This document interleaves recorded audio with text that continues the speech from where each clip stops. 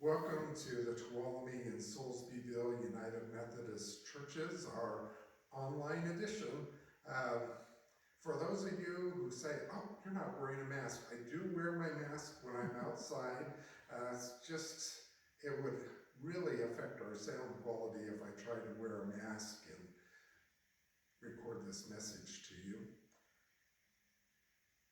This is still going on, and I don't know how long it's going on, but we are going to be the church together, even though we're physically distanced from one another. And for those who continue to volunteer to be recorded and add to our service so that we're a little bit more like a worship service, just a big thank you again. And now, here we are, the Sunday after Easter.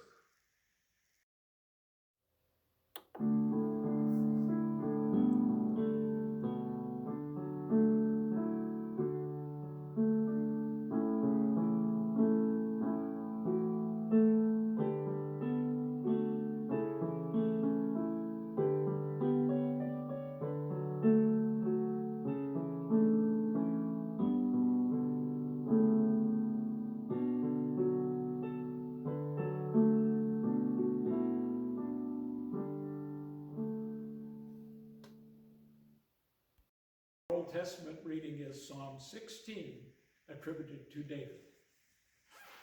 Keep me safe, O God, for in you I take refuge.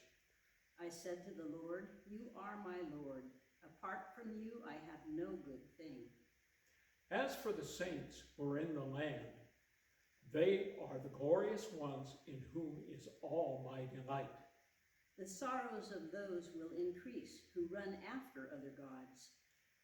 I will not pour out their libations of blood, or take up their names on my lips. Lord, you have assigned me my portion and my cup. You have made my lot secure. The boundary lines have fallen for me in pleasant places. Surely I have a delightful inheritance. I will praise the Lord who counsels me. Even at night my heart instructs me. I have set the Lord always before me. Because he is at my right hand, I will not be shaken.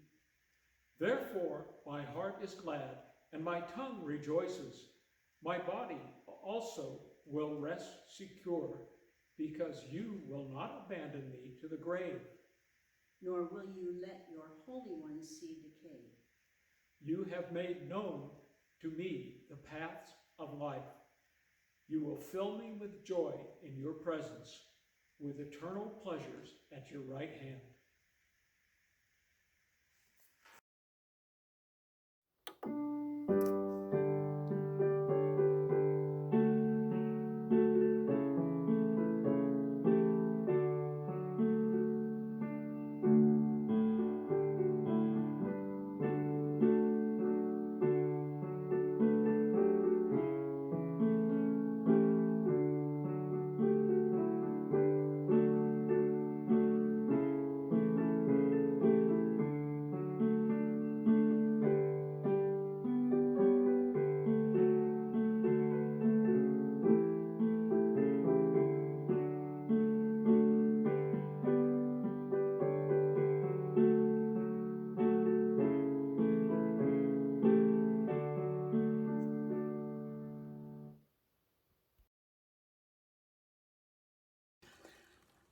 Hi everyone, I miss you.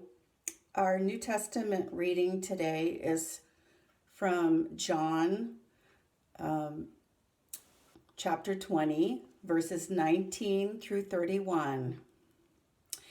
Then the same day at evening, being the first day of the week, when the doors were shut, where the disciples were assembled for fear of the Jews, Jesus came and stood in the midst and said to them, "Peace be with you."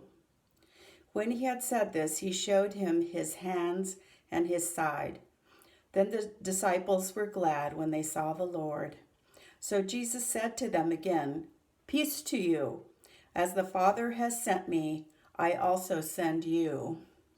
And when he had said this, he breathed on them and said to them, "Receive the Holy Spirit.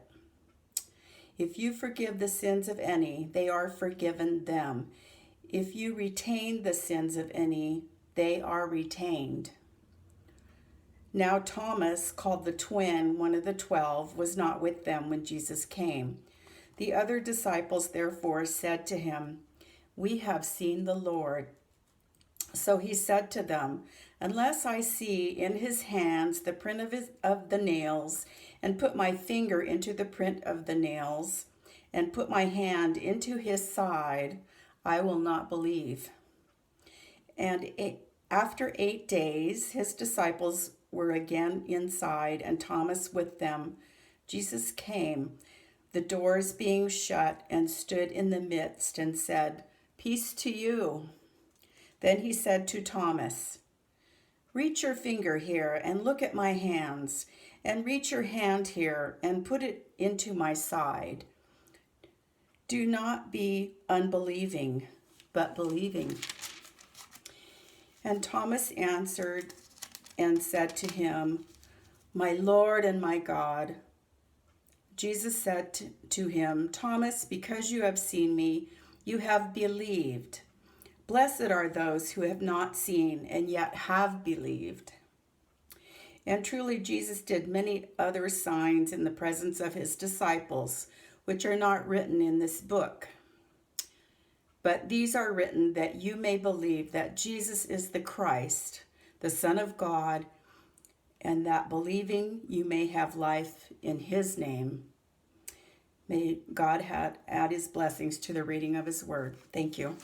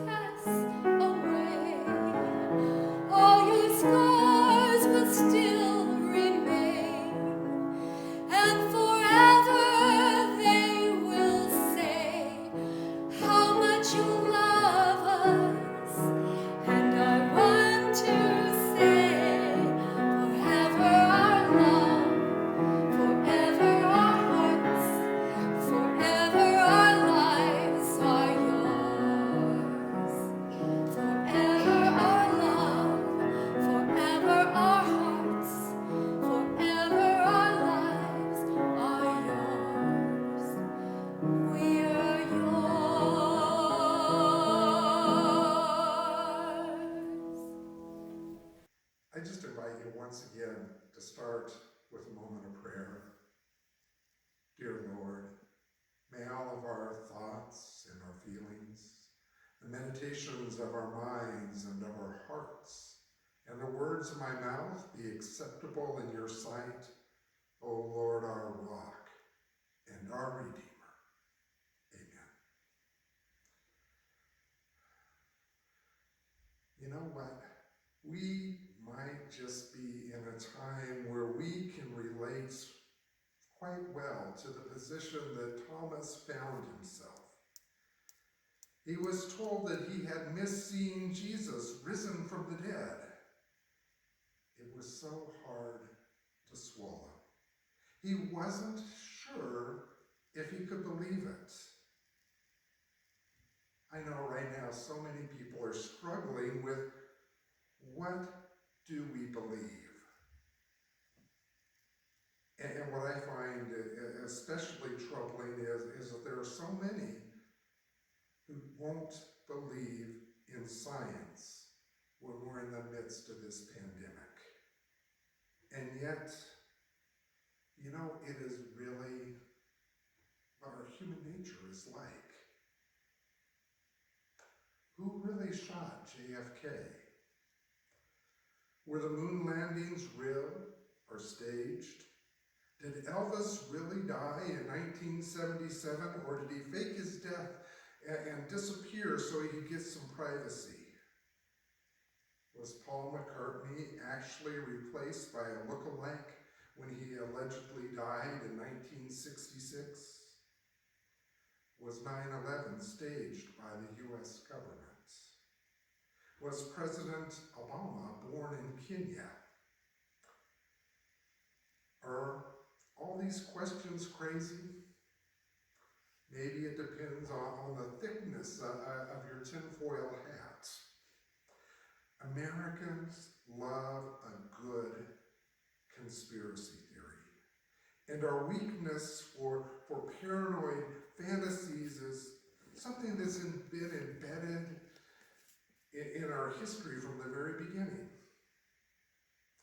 You know, I remember a phase in my tween years, you know, what we call that, you know, just before you're a teenager, when I was so fascinated with UFOs. I'd read all the books and do all these studies and wonder, were they real? The 21st century has seen a rise in conspiracy thinking with the internet. Oh my goodness. Here we have this unfiltered clearinghouse for theorists. Well, these truthers continually look for new information to explain, well, what really happened? Their conspiracy theories usually, well, they center around events of historical significance or the deaths of famous or infamous people. And when someone famous dies, the thinking goes, well, there must be some reason behind the reason. We've already mentioned a couple of examples, but sometimes there's a bit more to the story that takes it out of the realm of speculation and into that level of potential eyebrow-raising intrigue. The recent death of wealthy financier Jeffrey Epstein is a classic example. Well, Epstein was arrested on charges of sex trafficking and committed suicide in prison. But you know, he was politically connected, and there's significant dirt that he probably held on public officials. It could have had quite an impact on the U.S. government. And conspiracy theorists believe that Epstein, well, he didn't actually commit suicide, but was murdered. Or at least, the very least, had some help. Conspiracy theorists have a reputation for being a little nuts. And all it takes is just a suspicious public death to get all the chatter going.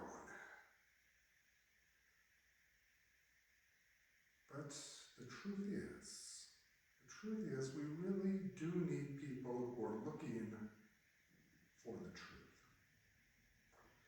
When it comes to the most famous death in history, the death of Jesus of Nazareth, conspiracy theories abound. But in the center of the story, we see someone who is really trying to get to the truth. And this figure is no outsider, but one of Jesus' own disciples, Thomas, the original truther or truth seeker. The death and resurrection of Jesus has long been the target of all kinds of conspiracy theories that try to explain it away. The general tenor of these theories is that somehow his disciples acted in concert to claim that Jesus was alive when he really wasn't, that he died and his disciples helped him become alive again. But the real question is, why would they do this?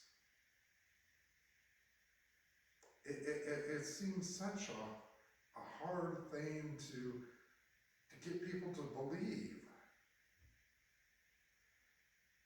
It's such an elusive question. But other times, sometimes conspiracy theories is trying to get us to believe things that are nuts. But other times, we can be really resistant. We don't want to believe the truth.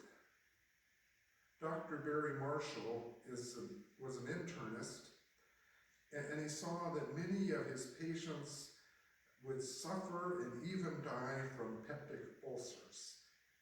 In some cases, the patients would have their whole stomachs removed, and other times they would develop ulcers turning into stomach cancer.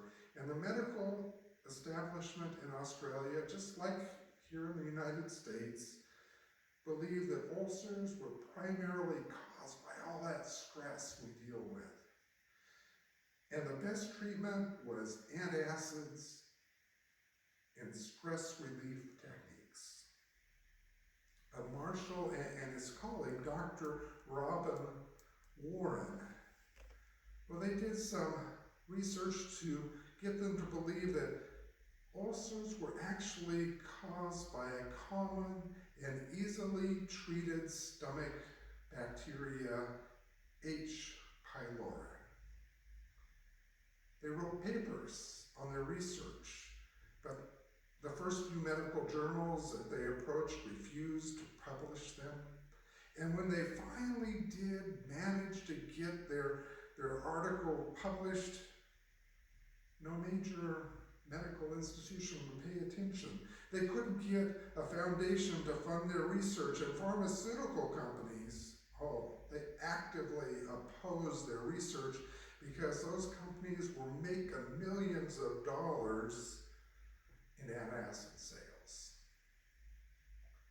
Doctors Marshall and Warren were successfully healing patients' ulcers with antibiotics, saving their patients from a lifetime of pain or an early death, but they couldn't get widespread acceptance of their methods.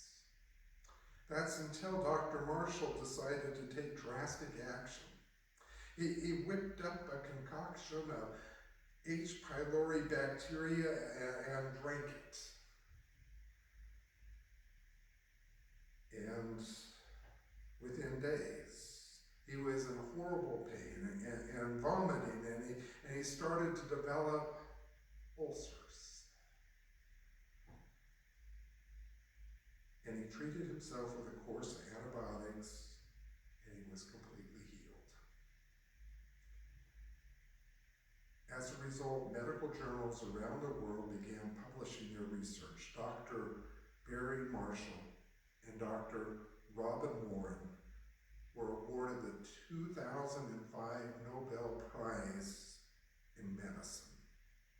And today, peptic ulcers are easily treatable, and stomach cancer is rare in the Western world. All because one doctor decided to make himself sick to offer the world a cure. After the death of Jesus, the disciples were hiding behind locked doors in fear of the Jewish leaders. They had just heard from Mary Magdalene that morning that she had seen the Lord. But they could have easily dismissed her words as fake news. Women were not considered reliable witnesses in a court of law in the first century, and thus they could just chalk it up to a claim of hysteria. But then, suddenly, Jesus appeared among them and greeted, "Peace be with you." And then he showed them the evidence, the wounds in his hands and in his side, and in a strange combination. Here we have Jesus is a risen physical body and yet can also appear behind locked doors. It's clear that this is a different kind of body, but a body nonetheless. And the disciples rejoice upon seeing this evidence. Mary's testimony had been vindicated, and all this happened while the disciple Thomas was not present. And when the others told him, "We've seen the Lord," you know, the very same words that Mary Magdalene used, Thomas was rightfully skeptical. He's not taking their wild speculation as gospel truth just yet. Unless I see the marks of the nails in his hands and I put my finger in the marks of the nails and my hand in his side, I will not believe. After all, they had the benefit of seeing the nail marks. Why shouldn't he? Thomas may have thought his friends were engaging in their own collective conspiracy theory, and he was out to bust it. We know Thomas was a thinker, a questioner. In John's Gospel, in 14:5, he pressed Jesus on his statement about where he was going. It wasn't that Thomas was afraid. After all, in chapter 11, he was prepared to go with Jesus to a dangerous place, even if it meant his own death.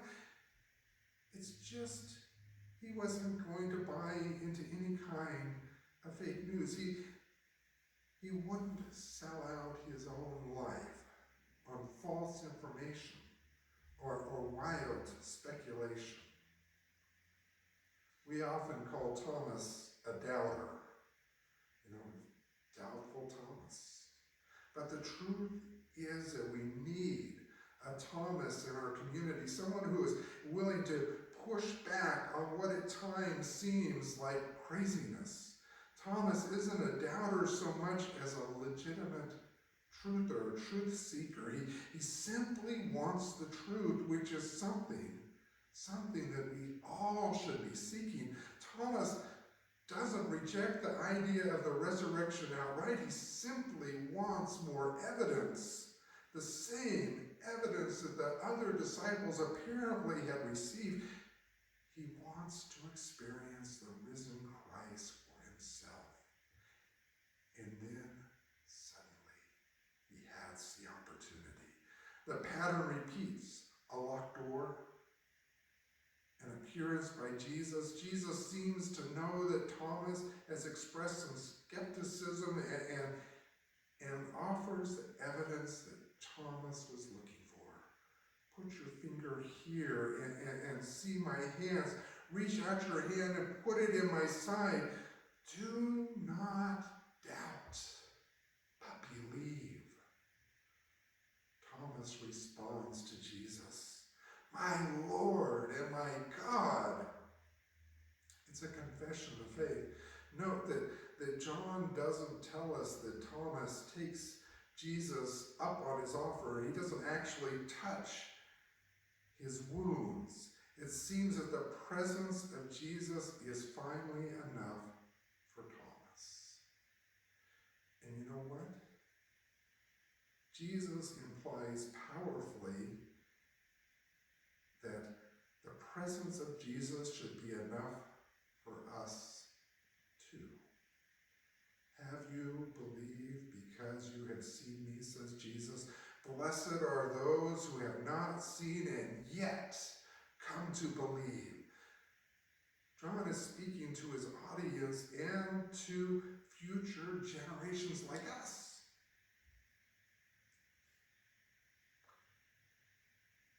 It's not just on the basis of evidence itself.